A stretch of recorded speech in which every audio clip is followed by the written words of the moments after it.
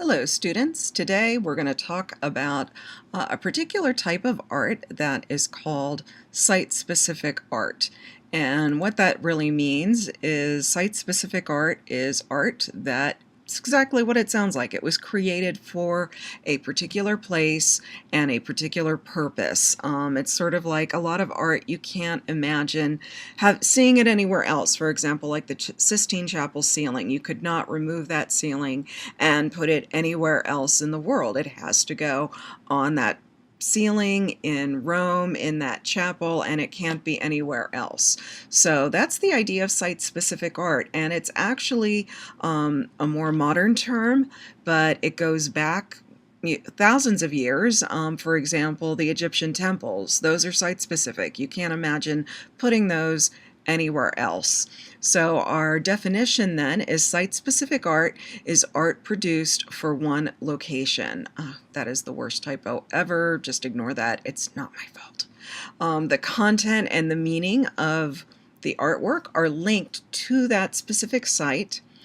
And as noted, the term site-specific art actually started in the 1960s and the 1970s as a blanket category for art that was created for or in a specific location.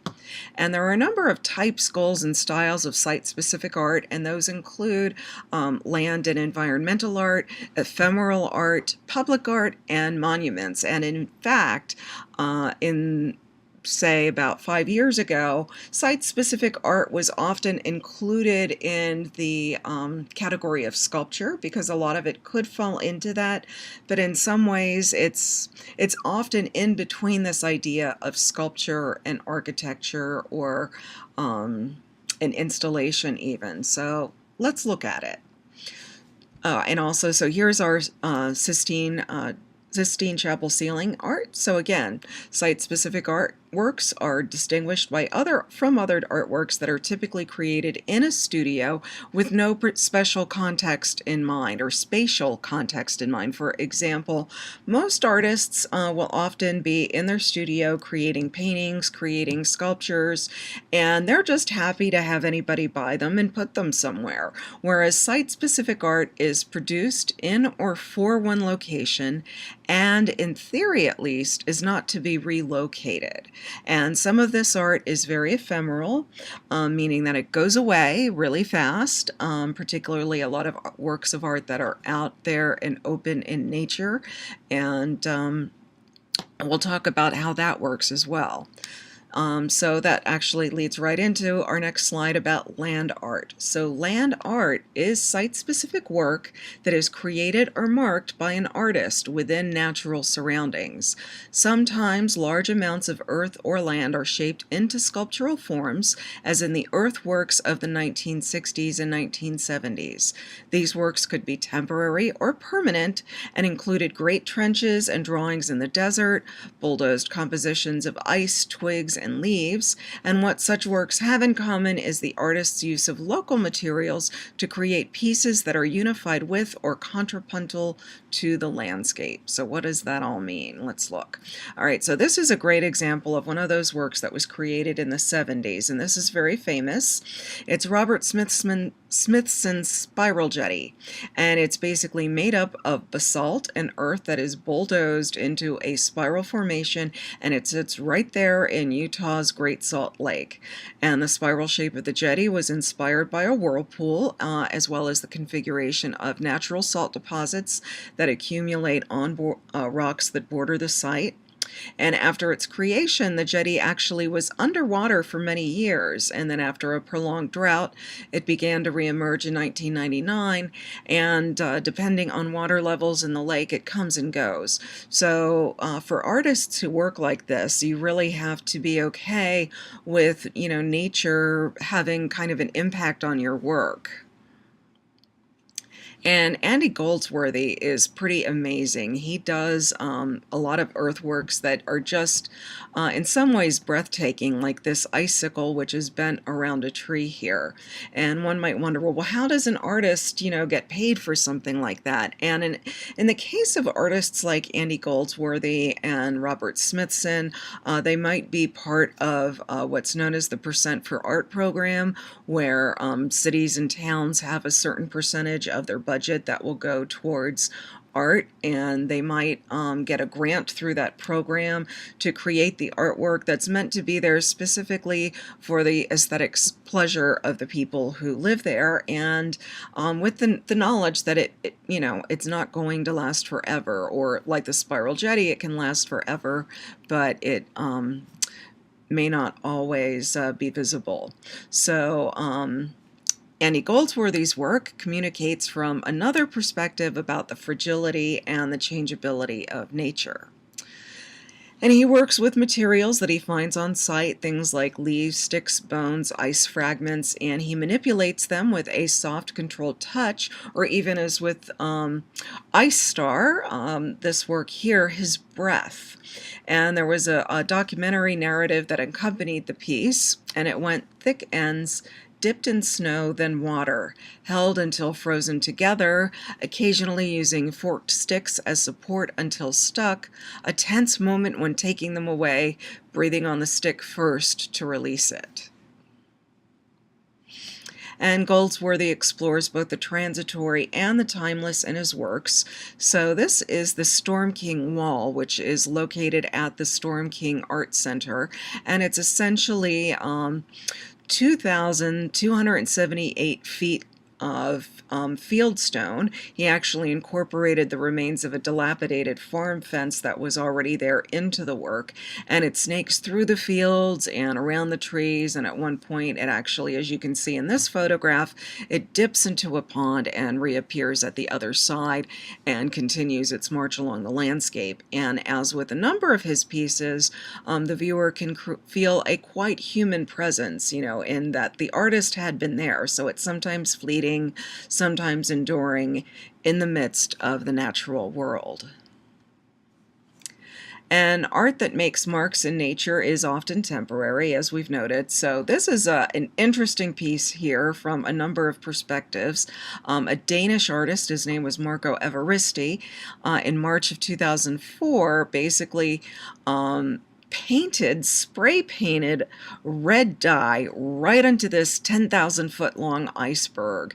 The dye was actually the same dye that is used for tinting meat, so it's environmentally safe, but it's kind of a fascinating thing, and given, issues with global warming, I wonder, what the state of this piece is right now. And then yet another approach can be seen in another of Smithson's works. So this is called Yucatan Mirror, and then rather than using natural materials that are on site to create the work, he instead is interrupting the landscape with man-made objects. And in so doing, the viewer is then encouraged to consider the relationship between the environment and human activity.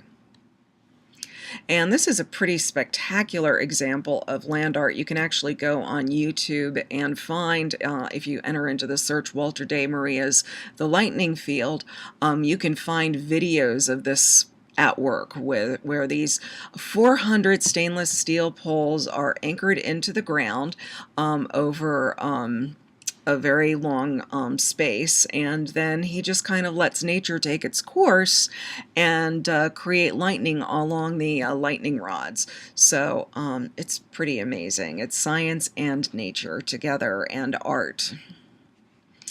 And then what you're looking at here is an aerial view of a project that the artist Christo and his partner Jean-Claude took on together in Central Park. I believe this was, it doesn't say when, it was around I want to say around 2005. This was in Central Park. He and his partner created these beautiful red-orange banners throughout Central Park, and they were there for just a week. And in this particular case, the way that the artist was paid was it was sponsored by a bank. So sometimes artists like this will get corporate sponsorship as opposed to grants from the feds or the state. And then you're looking here at some artworks by the Cuban artist Ana Mendieta, whose story in and of itself is very interesting and in some ways kind of tragic. Ana Mendieta was a Cuban artist who was living in the United States. She had been displaced by the Cuban Missile Crisis, and she always felt very much like an outsider. And she died very young. She was married to the minimalist sculptor Carl Andre.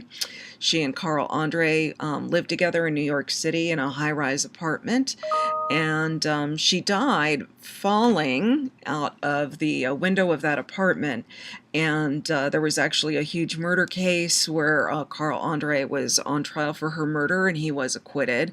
But the question always remains, and she was very young when she died, so the question also remains of, what would she have done if she were still alive? And she would do things. She was very interested in the relationship of woman to earth and humans to earth, and so she would do self-portraits where she would lay down on the ground and create a silhouette of her body, and then she would either make impressions in the snow and the mud and hollow them out, or she would fill it with gunpowder and set it on fire. She did all kinds of wild and crazy things. And this is another one. This is an earthwork that she just filled with red ochre. And then this one is probably the strangest thing, at least to me personally, in this chapter. This is an artwork that evokes the literary character Gulliver and his encounter with the Lilliputians. And it is the artist's body itself that you are seeing in the photograph, where he's using his body as a building site for the miniature dwellings of an imagined civilization of little people. And essentially, he laid down on the earth and covered himself with clay, creating these little buildings, and then had photographs taken. So make of it what you will. As I said, this is one of the stranger things to me. So I've talked a little bit about the idea of ephemeral art. We're going to see some ephemeral art that actually is truly ephemeral, and that's used to describe works that have a temporal immediacy, which means they're here and gone, or they're built with the recognition that they will disintegrate. And a lot of work in this chapter falls into the category of both land art and ephemeral art. And sometimes it's spectacular, as in Kai Go Chiang, I believe that's how to say his name. His Chiang's fireworks are incredible. This was called Transient Rainbow, and this was commissioned by the Museum of Modern Art to coincide with the opening of their temporary space in Queens. It crossed the East River from Manhattan and basically took a lot of coordination. He had to, talk to nervous people in the fire department and the police department. He had to get people who could work with him to perfectly time the way that the rainbow went over the East River. And here you can see another photograph of it. It came and went in 15 seconds on June 29th, 2002. And if you enter his name into a YouTube search, you can see some films of it. It was pretty spectacular. And there's another one, and it consisted of 1,000 shells that were launched in sequence from the Manhattan side of the river, ascending and descending in an arc towards Queens on the opposite side, and it unfolded so that for just a moment it seemed as though there was a fireworks rainbow spanning the river. So next we'll get into public art, and as you can see from the demonstration here of Michelangelo's David, this is something that goes back hundreds of years, even thousands, as again Egyptian temples were meant to be public. And so Michelangelo's David was created for a particular place. It was supposed to be an outside work of art, and they Piazza della Signoria, and it was just outside the building that served as the political center of the city. And David was actually a symbol for the town of Florence because it was seen, they felt that they were like David. They were like the little guys going up against giants. So there's lots of Davids that come from Florence. The problem, though, with work outside is, well, as we've seen, it is going to be ravaged by the elements. So now this work stays inside and lives inside the Galleria della Accademia in Florence.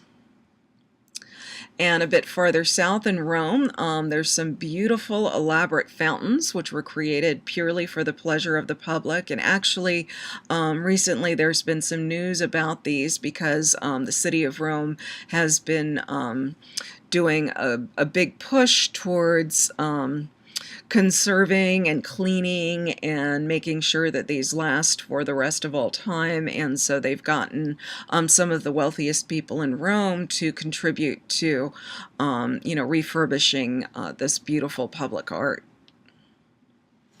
And it's common, as I mentioned earlier, for institutions to allot a percentage of their overall cost of their building programs for a work of art that's destined for public spaces in and around the buildings. If you walk around Cheney, you'll see some public work, some sculpture. It might look a little bit weird, might not always know what it's for, but it's there. So you've probably seen public art in your own cities and towns. Some goes back decades. Some might just be for a particular occasion or a season, such as this work here. This was Olafur Eliasson's New York City waterfalls under the Brooklyn Bridge for the summer of 2008. And then New York's Central Park is definitely the geographic and the spiritual heart of the city, and it serves as the backdrop for one of its most beloved public sculptures, The Angel of the Waters by Emma Stebbins. You can see that here. And there's a number of other amazing things if you've ever walked through Central Park. There's a statue of Alice in Wonderland, and there's even an obelisk from Egypt. It's called Cleopatra's Obelisk that was moved from Egypt and planted in Central Park. So if you're ever there, do walk around and have a look. And then at the beginning of the 20th century in Barcelona, Spain, one of its most famous native sons, Antoni Gaudi, was asked by his own patron, Eusebi Güell, to create a beautiful garden-like suburb for the very rich overlooking the city. And the project was abandoned, but there is one site that was completed, and that is one of Barcelona's most treasured public sites, and it's not just for the rich and the very rich, it's for anyone, called Parc Güell. And what you're looking at here is a very beautiful mosaic serpent at the entrance of the park, and that is one of the most recognizable symbols of the city now. And there's flights of steps that people go up, lead to a variation on the hypostyle hall from ancient Egypt. And within that, there's a forest of columns ornamented with very lavish mosaic bases. And then the ceiling is punctuated with mosaic discs that are called sunbursts. And then all along the edges, there are these beautiful benches that are mosaiced and where people can sit and relax and have lunch or whatever. And then if you've been to Chicago, you might have seen this. This is called Cloud Gate, although locally it is known as the Coffee Bean because, well, it looks a lot like a coffee bean. And this is in Chicago's Millennium Park. And what's very interesting is when this place, when this piece was first installed, people really hated it. Sometimes people don't react well to abstract pieces. But as you can see from this photograph, what's really cool about it is it reflects back the city, that is all around it, which is kind of cool. And now it's a place where people go and take selfies and hang out, and I think it's pretty cool.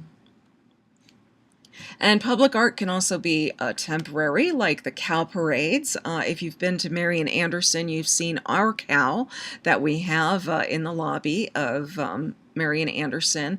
And a lot of cities commission these. It's been in New York, Chicago, London, Brussels, Sydney, Stockholm, just to name a few. It's estimated that Cow Parade has been seen by more than 100 million people worldwide. I can tell you a little bit about the one that we participated in.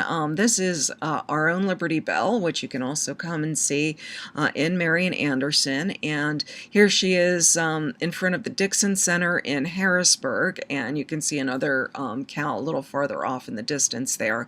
And basically, this was when Harrisburg decided to do Cow Parade. It was throughout the city.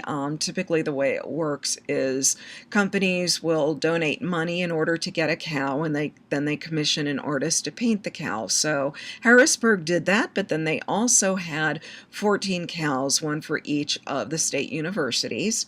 And I'm proud to say that this is our cow. And what made ours different from all the other state universities is it was worked on by both faculty and students. And this was back in 2004. And it was something that was a group project. Most of the other cows were done by singular artists. Basically, most of the schools would have a contest and one person would win with their design and then they would do the cow. So what we did is we got together with our Fine Art Honor Society and created ideas of what should go on the cow. And so our Liberty Bell, she has a Liberty Bell around her neck that has a crack in it. Professor Keener saw to doing that. And all over her she has images from both the Civil Rights Movement and also Cheney's history. And there are 4 colors: red, white, yellow, and black for the 4 races, and the chains around the feet are actually, you might not be able to see it in the picture, but they're actually breaking, and they symbolize that, as long as, one race is enslaved, everyone is enslaved. So it's pretty cool, and you should come see it. So monuments, these are examples that are basically meant to commemorate something. Most of what we've looked at so far is primarily about enhancing a space for aesthetic pleasure. And monuments can definitely serve that purpose, but they also are meant to preserve the memory of a person or an event. And the category of monuments is so broad that the few works we're able to concentrate on here represent a very small percentage of what we live with in our communities. What you're looking at here is an equestrian monument, which is basically a guy on a horse on horseback. And a lot of those may seem very ubiquitous, meaning they're everywhere in cities and towns, although oftentimes we've forgotten, who these guys are and what they did. And one of the purposes of monuments is to institutionalize memory. So just incidentally, this particular guy on a horse is from Italy, and blanking on his name, Congrande, and he was actually a ruler in the Veneto in Venice during pre-Renaissance, and yeah, so there he is. Anyway, let's move on. So this is a much more contemporary memorial. This is the Oklahoma City National Memorial and Museum, which was created to remember the victims, their survivors, and the rescuers of the 1995 bombing of the Alfred P. Murrah building in that city. It's a multi-part memorial site. It has several symbolic elements, including what you see in this picture here, 168 empty chairs representing the individual victims placed in rows according to where they worked in the building. And then the field of chairs overlooks a reflecting pool that's adjacent to a rescuer's orchard, honoring those who risked their lives and rushed to the scene to help. And then there's a lot of Holocaust memorials. This is a particular Holocaust memorial in Berlin, and this was done by Peter Eisenman. And part of what he was doing here, looking at it close up doesn't give you a real feeling of the scope of the work, but he took gray concrete stelae, slabs of rock basically, and he put them side by side in claustrophobic rows. So when you look at it from the air, it gives you a much bigger feeling of the immensity of the loss of life during that particular Holocaust. And then this is a World War II memorial, which is much more traditional, where you've got a fountain, and then you've got the stone stelae on the other side that commemorate particular people. That is what most people associate with memorials more often. Whereas something like this is Maya Ying Lin's Vietnam Veterans Memorial in Washington, D.C. This was done originally in 1982, and this came at a time when more awareness about what had happened to the Vietnam War veterans was being put forth. It was more in people's consciousness. A lot of people felt that the Vietnam War veterans got a very bad deal, and they hadn't had a memorial erected to them before this. So they had a very big contest, and a lot of the memorials that people did were of the more traditional type, with maybe humans, planting a flag or doing something like that. Whereas what Maya Lin did is she essentially had giant slab of granite that, goes for a very long distance, as you can see, polished to a mirror shine, so that when you look in it, you see your own face. And then etched on that granite is the name of every single person who died in that war on the American side. And so it's actually wound up being very moving. A lot of people hated it at first. There was huge protest and controversy, and then people actually started visiting the monument, and men who had fought in the war would be very emotionally overtaken seeing the names of their friends that might have died beside them in war, and seeing their reflections on their faces. So it was a very moving thing, and continues to be so. So that is the end of site-specific art. We're going to move next into architecture. So I hope that you have enjoyed this and you have a nice day.